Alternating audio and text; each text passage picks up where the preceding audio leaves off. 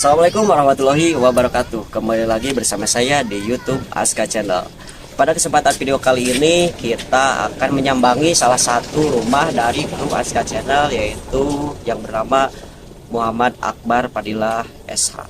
Kebetulan kita sudah sampai di rumahnya, so kita langsung saja masuk ke rumah.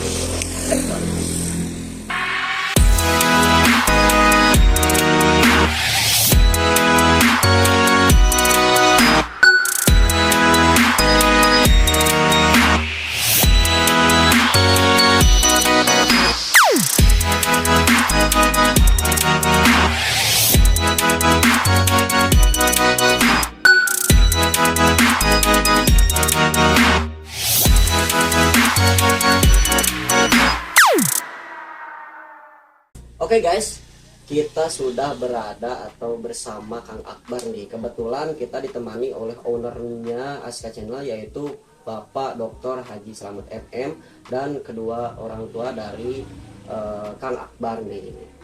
Kita perjalanan dari Kabupaten Bandung lumayan jauh ya, cukup sekitar 3 sampai 4 jam perjalanan dari Soreang menuju kediaman Kang Akbar di Kampung Haurwangi ya Pak ya, Haurwangi, Kecamatan Rongga, oke, Bandung Barat. Perjalanan cukup lumayan karena banyak kali-kali penyebab macet juga, sampai tadi ada beberapa kejadian karena di jalan cukup sempit dan ya cukup capek lah, lumayan lah karena jauh juga ya. Kita kebetulan ingin bertanya-tanya nih guys tentang kehidupan dari Kang Akbar ini, karena Kang Akbar menurut saya dia bisa bersemangat berpendidikan dari sebuah kampung terpencil, bukan terpencil ya, kampung yang menurut saya itu jauh ya, jauh dari kota, jauh dari hiruk pikuk perkotaan lah. Saya ingin tahu bagaimana dia bisa sesukses ini dan menempuh dan menamatkan pendidikannya sebagai sarjana hukum. Oke, kita langsung saja ngobrol tipis-tipis tentang kehidupan Kang Akbar. Oke, halo Kang Akbar, assalamualaikum. Waalaikumsalam.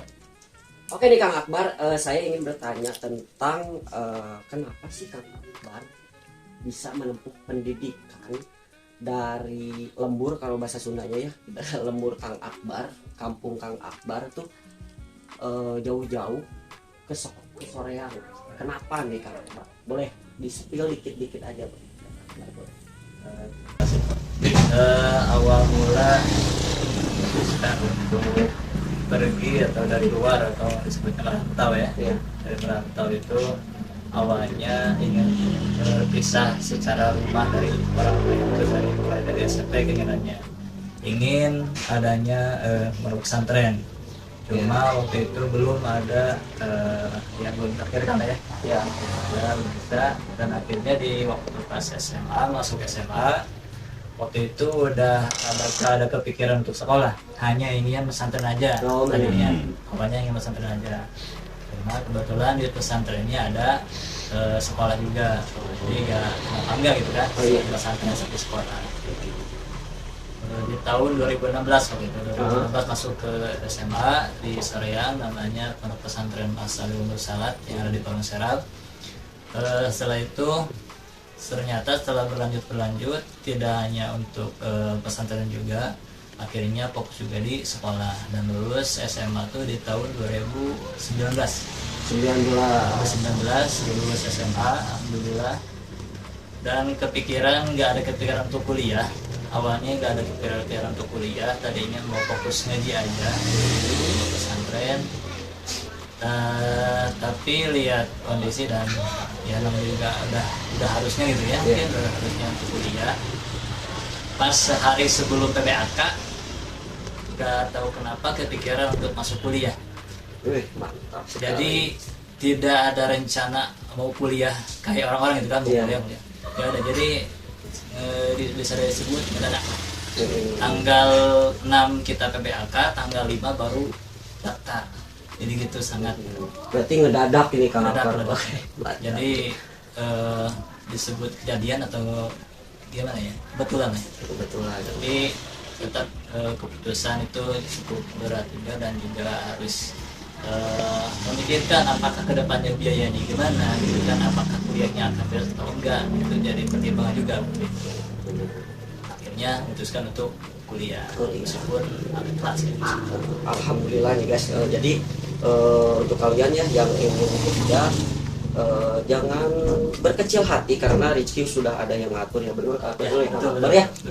Tidak ada sangkaan Kang Akbar yang tadinya niatnya cuma pesantren doang sama sekolah, dan akhirnya sekarang dia bisa mengemban sarjana hukum. Oke, mantap sekali nih perjalanannya. Oke Kang Akbar nih, dengar-dengar Kang Akbar juga aktif di pesantren ya, berarti dengar-dengar juga sampai bisa jadi tukang cukur, bisa apa jadi tangan kanannya si Pak Kiainya nih. Ya boleh. Kenapa sih Kang Akbar Pak Kiai kan gini nih guys, pesantren itu rata-rata banyak nih santrinya, kok kenapa bisa ke Kang Akbar? Boleh nih Kang Akbar ceritain biar semua penonton Aska Channel ini tahu kenapa nih. Kalau misalkan kalau di pondok pesantren itu pasti kentalnya dengan hidmah ya, Iya. yang itu menjadi sebuah keharusan dari seorang santri, kiainya yaitu berhidmah. Tergantung apakah kenapa dipilih atau enggaknya, itu mungkin tergantung kiainya mungkin ya. Apakah ada yang sibuk mengaji, apakah ada yang sibuk yang untuk di satu tempat atau ditempatkan di satu kesibukan gitu kan. Saya dipercayai untuk menjadi rois di tahun kedua di sana, berarti di tahun 2020-an. Oke, bentar Kang Akbar, rois itu apa nih? Sorry nih guys, maaf nih, saya kan nggak pesantren jadi nggak tahu nih rois itu apa. Jadi boleh Kang Akbar ceritain nih, rois itu apa? Kalau di pesantren rois itu kalau intinya ketua santri ya. Oh, ketua santri ternyata. Oke. Saya di pesantren itu selama 1 tahun. Alhamdulillah dari sana bisa menjadi jalan perkembangan diri lah ya. Menjadi percaya diri ketika ada di hadapan orang banyak, kemudian bisa berbicara atau gimana, dan merangkai program atau gimana, dan di sana ada awal mulanya yang bisa menjadi titik balik antara awalnya bisa dibilang cupu lah ya, tidak tahu apa-apa, tapi ketika dihadapkan dengan permasalahan yang terjadi di pesantren, alhamdulillah otaknya jalan kepake lah ya. Jadi ada dorongan untuk berpikir gitu. Dari sana mulai menjadi dipercaya di pesantren sampai 1 tahun. Dan seterusnya naik lagi menjadi rois am. Awalnya rois untuk kalangan santri putra aja gitu kan, dan akhirnya dia naik lagi menjadi rois am untuk seluruh umum nih. Mantap sekali nih perjalanan Kang Akbar.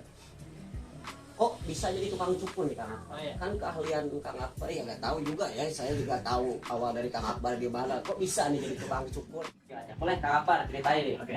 Kalau untuk jadi tukang cukur awalnya itu waktu itu ngeraji anak-anak ya. Bukan ngeraji, jadi si anak-anak santri baru disuruh sampah dulu untuk dicukur karena rambutnya panjang mungkin dari SMP atau SD-nya. Jadi kalau itu disuruh cukur, kebetulan nggak ada yang nyukur, jadi dicukur asal-asalan gitu, pakai gunting dibotak semuanya, botak. Yang penting botak aja ya, dicukur aja ya panjang gitu kan.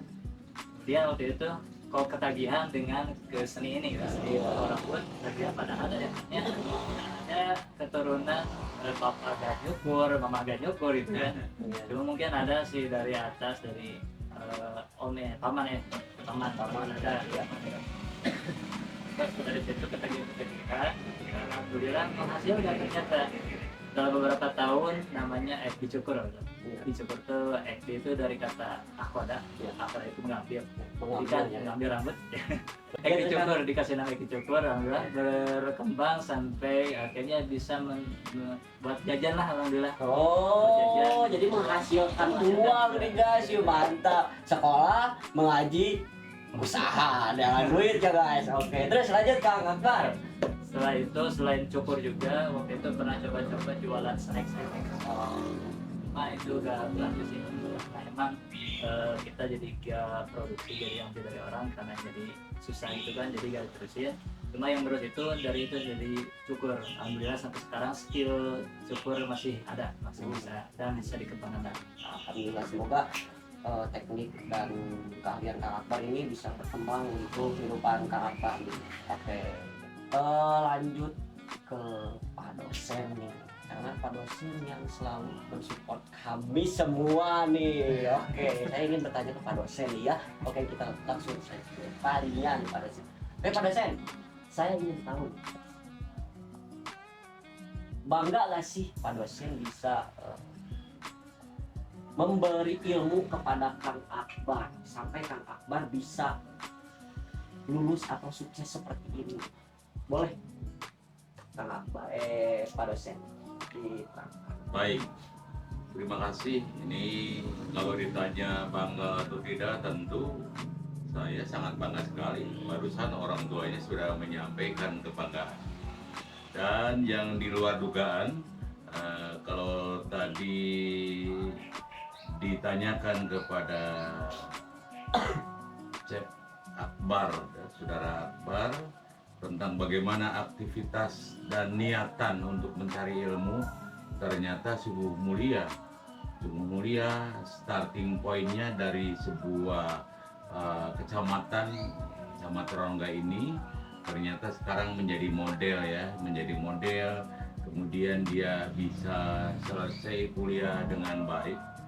Dan ada satu hal lagi yang mungkin bisa jadi contoh oleh adik-adik tingkatnya, bahwa ternyata untuk bisa selesai kuliah itu tidak berarti harus orang tuanya serba kecukupan, keberadaan sebagainya. Betul, betul. Nah ini satu contoh Akbar sampai jadi tukang cukur.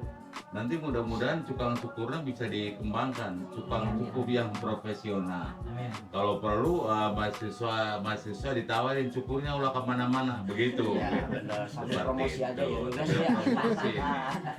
Kemudian selanjutnya ya tentu saya sebagai dosen di STAI Misa Soreang Bandung sejak semester 3 ya, karena di STAI Misa itu ada dua prodi, yaitu Hukum Ekonomi Syariah dan PAI ya.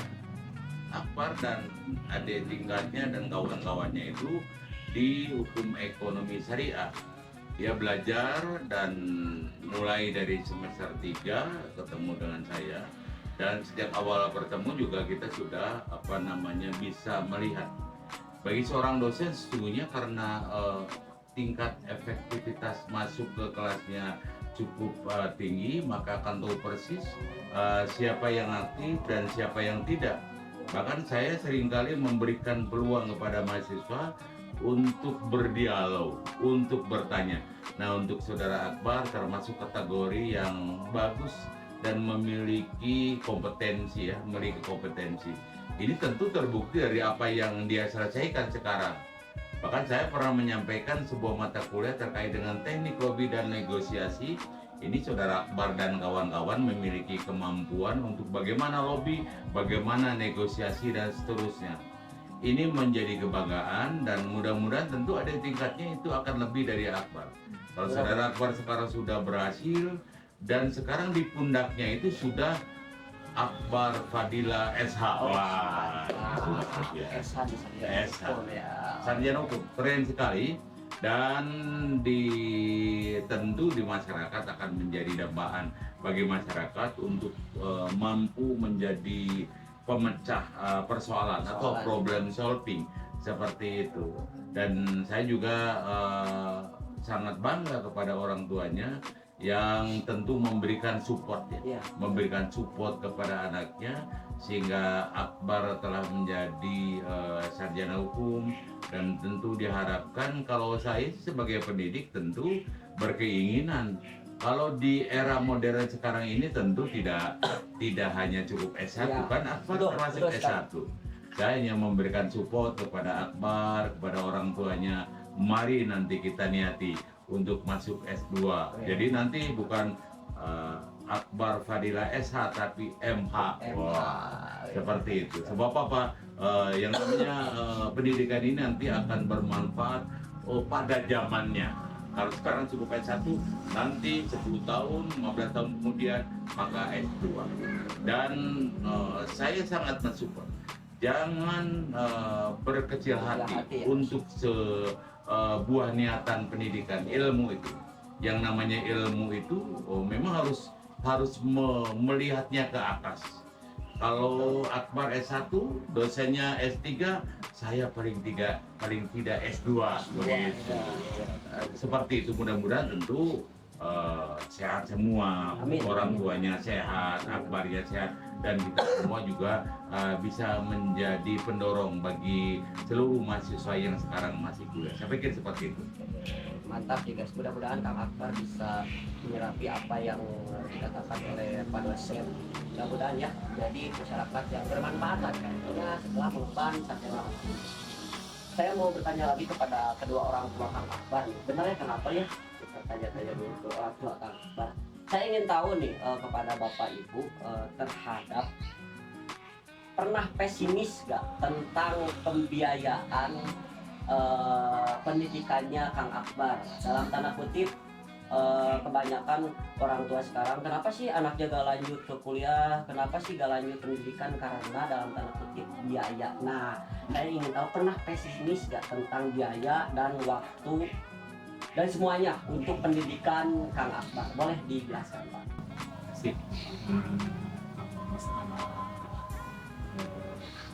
Pesimis nggak pesimisnya sebenarnya tuh anggaplah di keluarga kami Ya. keluarga kami masalah kehidupan ke depan terutama untuk pembiayaan anak Ya. walaupun memang terus terang saya juga nggak apa gitu kan Ya. masalah miskin ada pasti nggak ada gitu kan Ya. kadang-kadang ada kadang-kadang enggak. Jadi masalah kesini itu sebenarnya tuh nggak ada sama sekali kalau Alhamdulillah. tidak ada sama sekali. Kalau buat pendidikan anak ya jangan intinya gitu kan Ya. jangan kan buat pendidikan anak buat istilahnya kehidupan keluarga untuk ke depan semuanya juga masalah pesimisnya di keluarga saya itu tidak ada sebenarnya. Alhamdulillah. Jadi kedua orang tua Kang Akbar itu tidak pernah pesimis tentang dalam tanda kutip biaya untuk pendidikan Kang Akbar nih. Untuk Kang Akbar nih berat gak sih mengemban sarjana hukum di kehidupan atau di masyarakat di sekitar rumah Kang Akbar? Berat gak sih? Saya pengen tahu nih.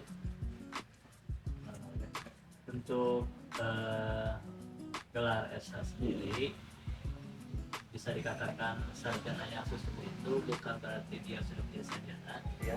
tapi ketika setelah menjadi sarjana dan dia bisa di masyarakat ketika baru mendapatkan gelar mungkin dia sukses menjadi sarjana aja, tapi menjadi sarjana yang sukses itu ketika dia sudah menjadi ada di masyarakat. Dan untuk tinggi atau tidaknya tentunya sangat berat sekali kita mendapat gelar karena ekspektasi ketika kita sudah di kampung berlibur memiliki gelar S1 itu pasti tantangan masyarakat itu orang berilmu lah ya, orang berilmu, orang berpendidikan dan segala macam.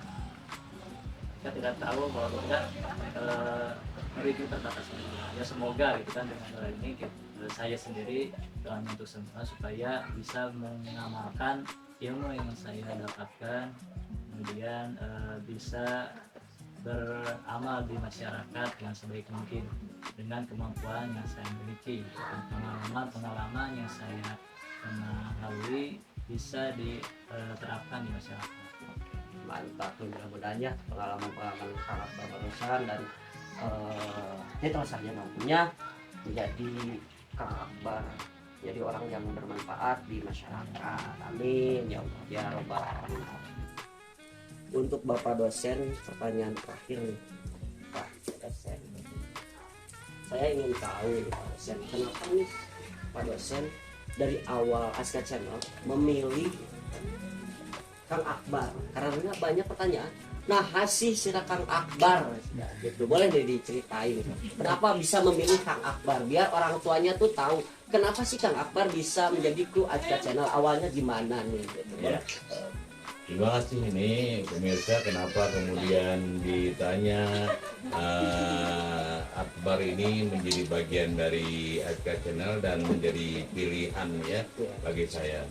Memang aktivitas pada saat kuliah juga sudah kelihatan, dan Akbar ini orang yang bahasa low profile, Low profile. low profile. Dititah naon baik, gitunya ngomong dititah dititah ku dosen mah gitu.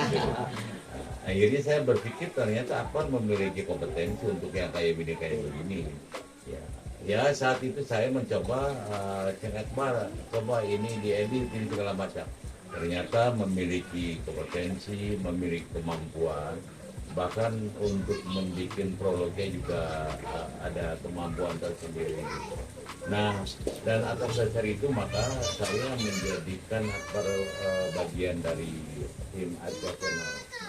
Dengan harapan tentu Atika Channel akan bisa berkembang untuk kedepannya dan menjadi bagian yang tentu memberikan berkah kepada kita bersama. Amin. Tentunya seperti itu. Kemudian semacam Anda semua sebagai adik tingkatnya Ceng Akbar juga saya merasa bangga bahwa ternyata berkat doa ya, berkat doa saya kalau malam berdoa, ya Allah mudah-mudahan Atika Channel itu berkembang dengan baik, wiridan dan seterusnya. Ternyata ketika dalam proses kuliah kita berdialog dengan mahasiswa, ternyata ada sambung menyambung. Bahkan Akbar juga pernah menyampaikan, Pak, ini orangnya Pak, ini orang bisa Pak, loyal nggak? Loyal dalam pengertian jangan orang kemudian dikasih dosen gencan mana tuh Pak, tidak begitu. Ya, betul, Ini betul. Ceng Akbar ini dan Devina itu sudah luar biasa. Tentu saya berharap mudah-mudahan apa yang dikerjakan oleh Akbar sebelumnya menjadi bagian yang memberikan barokah kepada Akbar. Amin. Kemudian juga saya berharap jangan berarti sekarang Akbar sudah jadi sarjana dan nanti tidak menjadi bagian dari Atika Channel. Nah. Tetap aja kita rekrut terus, kita kembangkan terus karena konon YouTuber itu bisa ada berkah yang dalam tanda petik melimpah ketika kita kerjakan secara serius. Itu kenapa saya ngambil Akbar.